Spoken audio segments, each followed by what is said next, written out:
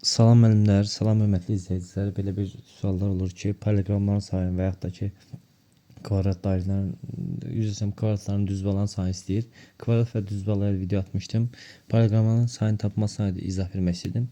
Baxın, ümumiyyətlə paralleqram biz çəkirik, tutaq ki, paralleqram çəkəndə biz baxın, çəkdik, tutaq ki, təxmini oxşamasa da nədən istifadə edirik? 2 dənə şaqili, 2 dənə üfüq xəttini istifadə edirik, düzdür? Biz də bunu həm şaqili, həm də üfüq formada seçməliyik.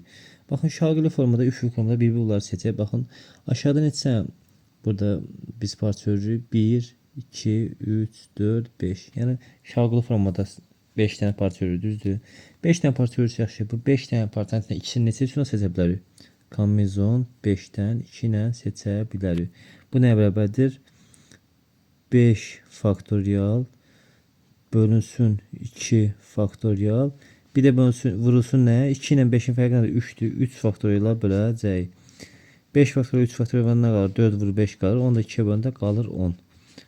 Biz demək şaqulları tapdıq 10. İndi üfüq formada bunları sayacaq. 1, 2, 3, 4. Yəni eyni qayda ilə 4 elementdən ikisini neçə üstünə seçə bilərik?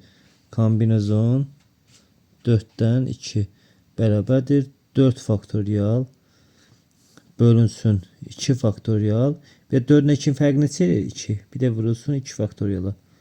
Bunda vuran neçə olacaq? 2 faktorial 4 faktorial qalır 12. 12'ni 2'yə böləndə qalır 6. Deməli eni 6, uzunu 10.